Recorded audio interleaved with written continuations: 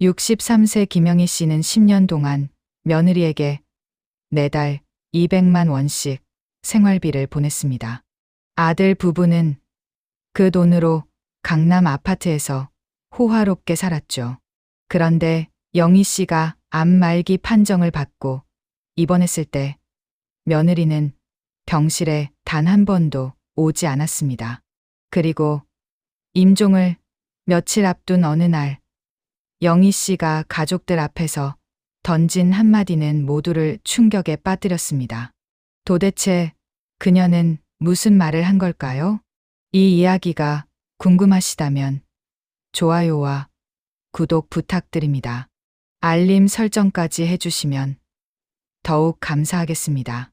지금부터 이야기를 시작하겠습니다. 김영희 씨는 서울 은평구의 낡은 다세대 주택에서 혼자 살고 있었습니다. 남편은 15년 전 교통사고로 세상을 떠났고 외아들은 5년 전에 결혼해서 강남으로 이사했습니다. 영희 씨는 남편이 남긴 작은 슈퍼마켓을 운영하며 생계를 유지했죠. 아들이 결혼한 지 한 달쯤 지났을 때였습니다. 며느리에게서 전화가 왔습니다. 어머니, 저희가 지금 전세 보증금 때문에 좀 어려워요. 혹시 도와주실 수 있으세요? 영희 씨는 망설이지 않았습니다. 얼마나 필요한데? 5천만 원만 부탁드려요. 꼭 갚을게요. 영희 씨는 남편이 남긴 예금에서 5천만 원을 빼서 며느리 통장으로 보냈습니다. 며느리는 고맙다는 말도 제대로 하지 않았습니다. 그게 시작이었습니다. 한 달 뒤 며느리에게서 또 전화가 왔습니다. 어머니, 저희 생활비가 좀 빠듯해서요. 한 달에 100만 원 정도만 보내주실 수 있으세요? 아들이 직장 다니는데 월급이 많지 않아서요. 영희 씨는 이번에도 거절하지 못했습니다. 그래, 알았어. 그렇게 100만 원 송금이 시작됐습니다. 그런데 3개월 뒤 며느리는 금액을 올렸습니다. 어머니, 요즘 물가가 너무 올라서 100만 원으론 부족해요. 150만 원 정도 보내주시면 안 될까요? 영희 씨는 슈퍼마켓 수익으로 간신히 150만 원을 보냈습니다. 그런데 6개월 뒤 며느리는 또다시 금액을 올렸습니다. 어머니, 아이 학원비가 생각보다 많이 들어요. 200만 원은 되어야 할 것 같아요. 200만 원은 좀 많지 않니? 엄마도 생활비가 있어서. 어머니, 손주 교육은 중요하잖아요. 제대로 키우려면 돈이 들어요. 어머니가 도와주셔야죠. 영희 씨는 결국 200만 원을 보냈습니다. 슈퍼마켓 수익은 한 달에 300만 원 정도였습니다. 200만 원을 보내고 나면 자신에게 남는 건 100만 원뿐이었습니다. 그렇게 10년이 흘렀습니다. 영희 씨는 73세가 되었고 몸은 점점 약해졌습니다. 슈퍼마켓 일은 힘들었지만 손주를 위해서라는 생각으로 버텼습니다. 그런데 며느리는 한 번도 고맙다는 말을 하지 않았습니다. 명절에도 생일에도 아들 부부는 바쁘다는 핑계로 오지 않았습니다. 어느 날 영희 씨는 극심한 복통을 느꼈습니다. 병원에 가니 의사의 표정이 심각했습니다. 췌장암 말기입니다. 이미 많이 진행됐어요. 3개월 정도 시간이 남으셨습니다. 영희 씨는 병원을 나와 아들에게 전화를 걸었습니다. 아들아, 엄마가 암이래. 말기래. 뭐라고요? 암이요? 응. 3개월 남았대. 전화 너머로 아들의 한숨 소리가 들렸습니다. 엄마, 그럼 병원비는 어떻게요? 엄마가 알아서 할게. 슈퍼마켓은요? 슈퍼마켓 팔면 얼마 정도 나와요? 영희 씨는 아무 말도 하지 않았습니다. 아들은 병원비가 걱정인 게 아니었습니다. 재산이 걱정이었습니다. 엄마, 혹시 보험 들어놓은 거 있어요? 없어. 에휴. 그럼 치료는 어떻게 해요? 병원비 엄청 들 텐데. 엄마가 알아서 한다니까. 영희 씨는 전화를 끊었습니다. 가슴이 답답했습니다. 입원한 지 일주일이 지났습니다. 아들은 단 한 번 병문안을 왔습니다. 그것도 30분 만에 돌아갔죠. 며느리는 아예 오지 않았습니다. 엄마, 저희가 바쁘잖아요. 애들도 돌봐야 하고. 그래, 알아. 그리고 엄마, 이번 달 생활비는 못 보내주시는 거예요? 영희 씨는 믿을 수 없다는 표정으로 아들을 봤습니다. 엄마가 지금 암병동에 누워 있는데 생활비 이야기를 하는 거니? 그래도 애들 학원비는 내야 하잖아요. 엄마가 지금까지 보내주셨으니까 이번 달도 보내주실 수 있죠? 영희 씨는 한숨을 쉬었습니다. 통장에서 알아서 가져가. 아들은 그 말을 듣자마자 일어났습니다. 그럼 엄마, 저 먼저 갈게요. 애들 데리러 가야 해서요. 아들은 그렇게 떠났습니다.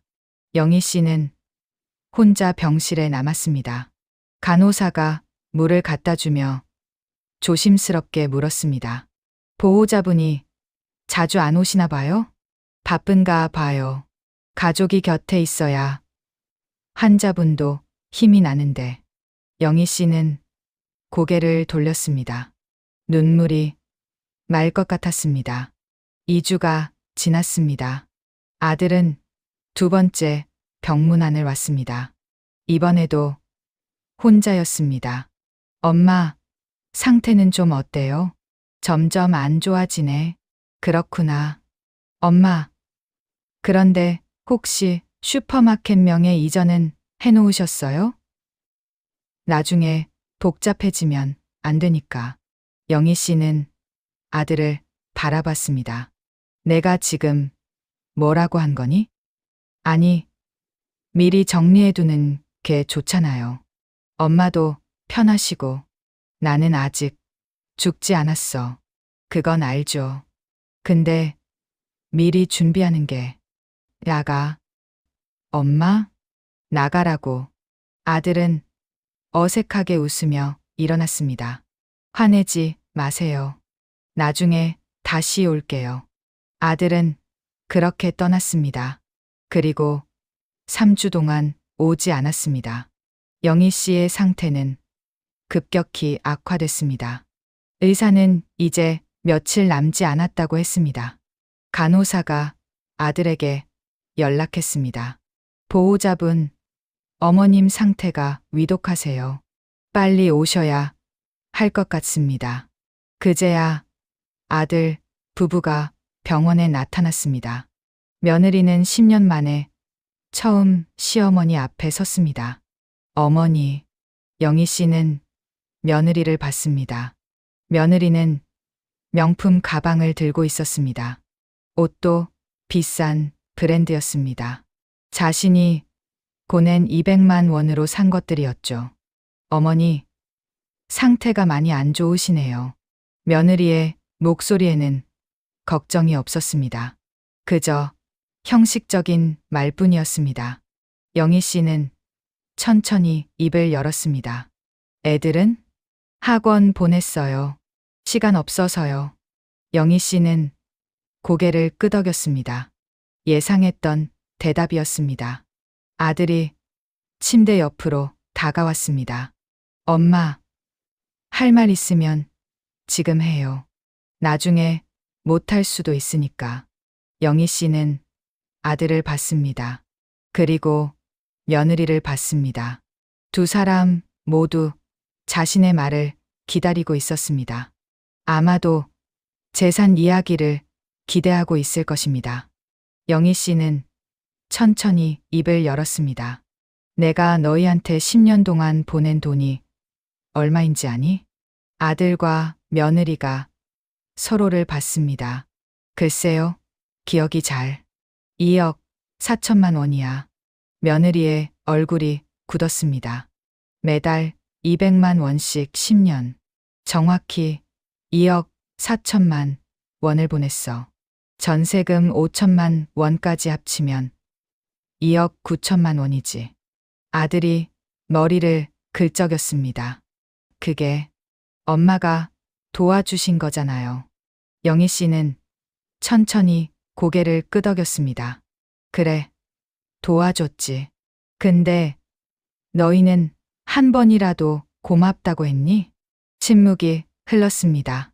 10년 동안 단 한 번도 고맙다는 말을 들어본 적이 없어. 명절에도 생일에도 오지 않았지. 엄마가 암 진단받고 입원했을 때도 너희는 생활비 이야기를 했어. 며느리가 입을 열었습니다. 어머니, 그건 조용히 해. 영희 씨의 목소리는 차가웠습니다. 너는 10년 동안 단 한 번도 나한테 고맙다는 말을 하지 않았어. 내가 보낸 돈으로 명품 가방 사고 비싼 옷 입고 해외여행 다니면서도 나한테는 전화 한 통 없었지. 며느리의 얼굴이 새하얘졌습니다. 나는 73살까지 슈퍼마켓에서 하루 12시간씩 일했어. 내 생활비는 한 달에 100만 원이었고 나머지 200만 원은 전부 너희한테 보냈지. 영희 씨는 잠시 숨을 고르고 다시 말했습니다. 근데 너희는 나한테 뭘 해줬니? 병문안 한 번 제대로 오지 않았잖아. 내가 죽어가는데도 애들 학원 보내느라 바쁘다고 했지. 아들이 고개를 숙였습니다. 엄마, 죄송해요. 미안하다고? 지금 미안하다고 하면 뭐가 달라지니? 영희 씨는 침대 옆 서랍을 열었습니다. 그리고 봉투 하나를 꺼냈습니다. 여기 유언장이 있어. 아들과 며느리의 눈이 커졌습니다. 슈퍼마켓, 집, 예금 다 정리했어. 며느리가 앞으로 다가왔습니다. 어머니, 그럼. 영희 씨는 봉투를 들어보였습니다. 전부 기부하기로 했어. 뭐라고요? 아들이 소리쳤습니다. 엄마, 그게 무슨 말이에요?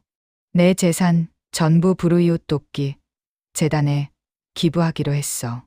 슈퍼마켓도 집도 통장에 남은 돈도 전부. 며느리가 봉투를 빼앗으려 했습니다. 안 돼요. 그건 저희 거예요. 영희 씨는 봉투를 가슴에 품었습니다. 너희 거? 너희가 언제부터 내 재산에 권리가 있었니? 10년 동안 어머니 고아드렸잖아요. 도와줬다고? 너희가 날 도와줬다고? 영희 씨는 차갑게 웃었습니다. 내가 너희를 도와준 거지. 너희는 단 한 번도 날 도와준 적이 없어. 아들이 무릎을 꿇었습니다. 엄마, 잘못했어요. 다시는 그러지 않을게요. 제발 생각 좀 바꿔주세요. 지금 무릎 꿇는 건 재산 때문이지. 엄마가 걱정돼서가 아니잖니. 아들은 아무 말도 하지 못했습니다. 영희 씨는 천천히 말을 이어갔습니다. 너희한테 마지막으로 할 말이 있어. 병실이 조용해졌습니다. 사람은 돈으로 살 수 없어. 효도도 돈으로 하는 게 아니야. 진심으로 하는 거지. 영희 씨는 눈을 감았습니다. 나는 너희한테 2억 9천만 원을 줬어. 근데 너희는 나한테 단 한 번의 진심도 주지 않았어. 며느리가 울기 시작했습니다. 하지만 그것도 진심이 아니라는 걸 영희 씨는 알고 있었습니다. 엄마, 제발, 이제 가. 나 혼자 있고 싶어. 엄마, 나가라고. 영희 씨는 소리쳤습니다. 간호사가 들어왔습니다. 보호자분들, 환자분이 안정을 취하셔야 해요. 아들과 며느리는 어쩔 수 없이 병실을 나갔습니다. 복도에서 며느리가 남편을 쳐다봤습니다. 여보, 어떡해요? 전부 기부한대요. 내가 어떻게 알아? 엄마가 저렇게 나올 줄 몰랐잖아. 당신이 엄마 잘 모셔야 했잖아요. 이제 우리 어떻게 살아요? 두 사람은 복도에서 재산 이야기만 했습니다. 죽어가는 어머니는 안중에도 없었습니다. 영희 씨는 혼자 병실에 누워 창밖을 봤습니다. 가슴이 답답했습니다. 하지만 후회는 없었습니다. 사흘 후 영희 씨의 상태가 급격히 나빠졌습니다. 간호사가 다시 아들에게 연락했습니다. 아들 부부가 병원에 도착했을 때는 이미 영희 씨가 의식을 잃은 뒤였습니다. 엄마, 엄마. 아들이 울부짖었습니다. 하지만 영희 씨는 눈을 뜨지 않았습니다. 그날 밤 영희 씨는 조용히 숨을 거뒀습니다. 장례식은 초라했습니다. 아들 부부와 몇몇 친척들만 있었습니다. 슈퍼마켓에서 알던 단골 손님들이 몇 명 왔습니다. 참 좋은 분이셨는데 맨날 웃으면서 일하셨잖아요. 혼자 사셔서 얼마나 힘드셨을까. 단골 손님들은 진심으로 슬퍼했습니다. 하지만 아들과 며느리는 장례식 내내 딴 생각을 하고 있었습니다.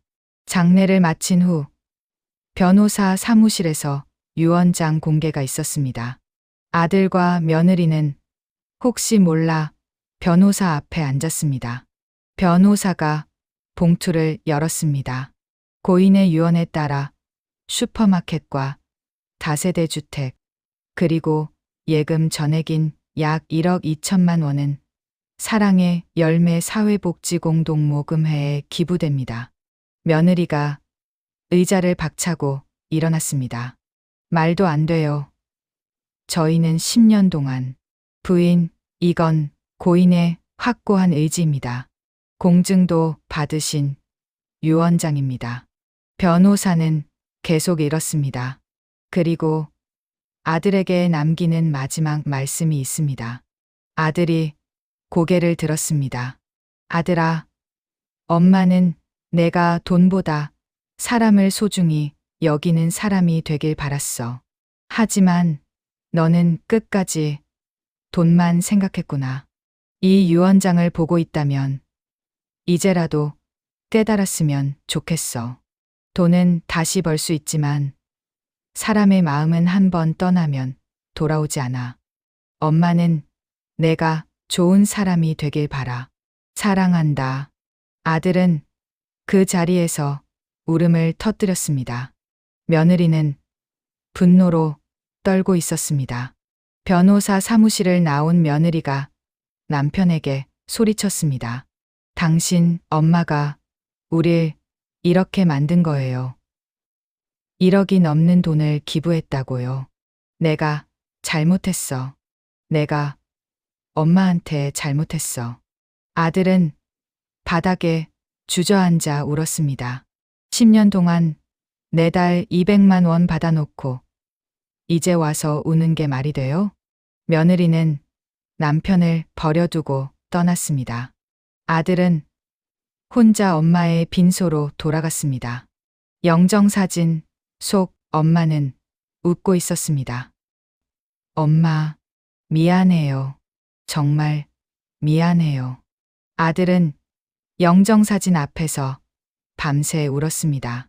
하지만 이미 늦었습니다. 한 달 후 사회복지공동모금회에서 연락이 왔습니다. 영희 씨의 기부금으로 김영희 장학금이 만들어졌다는 내용이었습니다. 가정 형편이 어려운 청소년들을 위한 장학금이었습니다. 아들은 장학금 수여식에 초대받아 갔습니다. 그곳에서 엄마의 돈으로 공부하게 된 학생들을 봤습니다. 한 학생이 아들에게 다가와 말했습니다. 어머님, 정말 훌륭하신 분이셨어요. 저는 이 장학금으로 고등학교 졸업할 수 있어요. 정말 감사해요. 아들은 그 말을 듣고 또다시 눈물을 흘렸습니다. 엄마는 끝까지 다른 사람을 도왔습니다. 자신의 아들이 아니라 정말 도움이 필요한 사람들을 선택했습니다. 아들은 그날 집으로 돌아와 이혼 서류에 서명했습니다. 며느리는 이미 짐을 싸놓고 기다리고 있었습니다. 당신 혼자 살아요. 나는 이런 가난한 생활 못해요.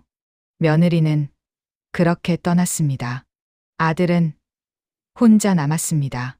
그리고 아들은 엄마가 운영하던 슈퍼마켓 자리를 찾아갔습니다. 이미 새 주인이 들어와 있었습니다. 그는 그곳에서 30년 동안 엄마가 홀로 일하던 모습을 떠올렸습니다. 아들은 그날부터 작은 편의점에서 아르바이트를 시작했습니다. 처음으로 자신의 손으로 돈을 버는 삶이었습니다. 힘들었지만 엄마의 삶을 이해할 수 있었습니다. 1년 후 아들은 편의점 점장이 되었습니다.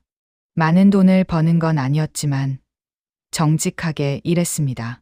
그리고 매달 급여의 일부를 김영희 장학금에 기부했습니다. 어느 날 그는 엄마의 묘소를 찾아갔습니다. 엄마, 이제야 알 것 같아요. 엄마가 왜 그렇게 하셨는지, 돈보다 소중한 게 뭔지. 아들은 묘비 앞에 꽃을 놓았습니다. 엄마, 제가 늦었지만 이제라도 제대로 살아볼게요. 엄마가 자랑스러워할 수 있는 사람이 될게요. 바람이 불었습니다. 마치 엄마가 대답하는 것 같았습니다.